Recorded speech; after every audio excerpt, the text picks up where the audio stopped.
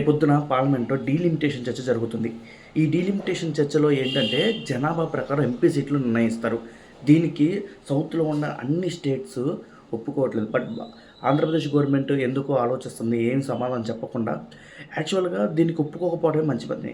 ఎందుకంటే జగన్మోహన్ రెడ్డికి నేను రిక్వెస్ట్ చేస్తుంది ఏంటంటే, అండ్ పవన్ కళ్యాణ్ గారికి నేను రిక్వెస్ట్ చేస్తుంది ఏంటంటే, చంద్రబాబు నాయుడు గారికి కూడా నేను రిక్వెస్ట్ చేస్తుంది ఏంటంటే, దయచేసి దీన్ని ఒప్పుకోవద్దు. దీన్ని ఒప్పుకుంటే మన సౌత్ స్టేట్స్‌కి చాలా నష్టం జరుగుతుంది.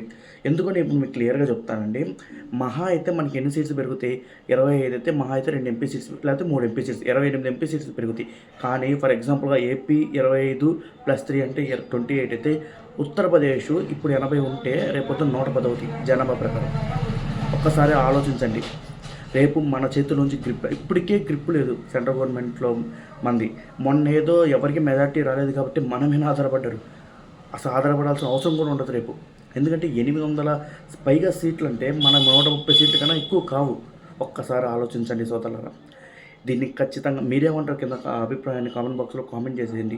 నేనైతే దీన్ని సపోర్ట్ చేయకూడదని అనుకుంటున్నారు. రేపొద్దున దీనికి సపోర్ట్ చేస్తే మనకి ఇన్కమ్ కూడా తక్కువ వస్తది. ఇప్పుడు మనం రూ. 100 కడుతున్నాం ట్యాక్స్, తిరిగి మనకి రూ. 30 వస్తుంది. మన సౌత్ స్టేట్స్‌కి. రేపొద్దున మనం రూ. 100 కడితే రూ. 20 కూడా తిరిగి రాదు జనాభా ప్రకారం అయితే.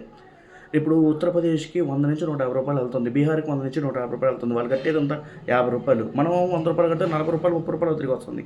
సో ఖచ్చితంగా దీన్ని మనం వ్యతిరేకిద్దాం. ఎవరైనా వ్యతిరేకించే వాళ్ళు నాతో సపోర్ట్ చేస్తారంటే ఐ డోంట్ సపోర్ట్ డీలిమిటేషన్ అని చెప్పి కామెంట్ బాక్స్‌లో కామెంట్ చేయండి. మోడీ గవర్నమెంట్ ఎవరి నిర్ణయం తీసుకోకుండా డీలిమిటేషన్ కనుక చేస్తే, ఎంపీ సీట్లు పెంచితే రేపు రాబోయే రోజుల్లో ఖచ్చితంగా సౌత్ ఇండియా అని పిలవాల్సి వస్తది.